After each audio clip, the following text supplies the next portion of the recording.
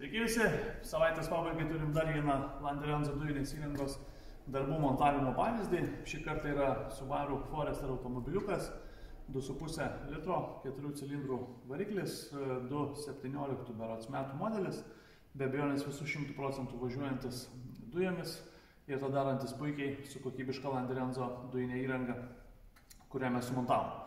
Labai trumpai apie ją, tai sumontuotas didelio našumo Landerenzo Li10 turbo dujų reduktorius, dujinės fazės filtras lengvam prieimui ir keitimui. Jisai bus keičiamas kas 1 metus arba kas 15 tūkstančių.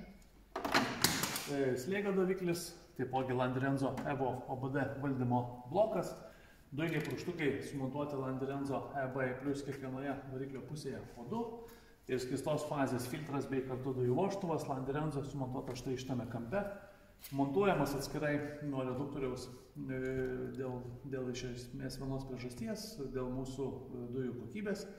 Jisai, kai yra montuojamas ant reduktoriaus, kartais stringa, dėl to, kad dujos turi pašalinių visokiausių produktų, kurios verčia įstrigti. Tai jis yra montuojamas atskirai, negauna šilumos, automatiškai tų strigimų nebelieka. Visi Landerenzo dujinės įrangos montavimo darbai, kaip visada, pagal gamintojo standartus ir reikalavimus. Tai reiškia, kad yra naudojamos kokybiškiausios šiai dienai rinkoje prieinamos medžiagos, specialios apsaugos, pirmoklinės sąvaržos, gamykliniai laikikliai. Viskas yra padaryta tvarkingai.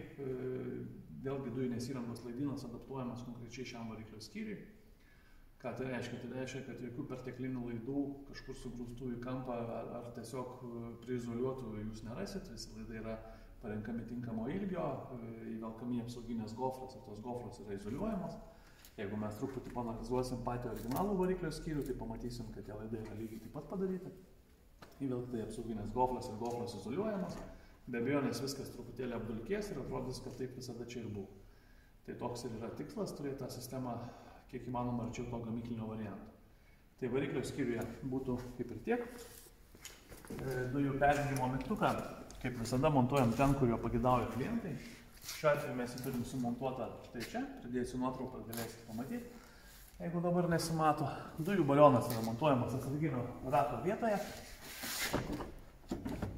Yra sutalpintas 72 litrų balionas, gražiai lygiai užsidaro, viskas savo vietose. Ir dujų pildymas padaromas prie benzino užpildymo vietos. Reiškia, mes atsidarę dangtelį, įsisukam perėjimą ir galim užsipilti dujų.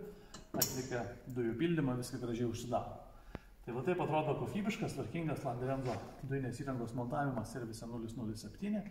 Jei norėtųsi kažko panašaus, drąsiai kreipkitės, bandysim padėti. Ačiū.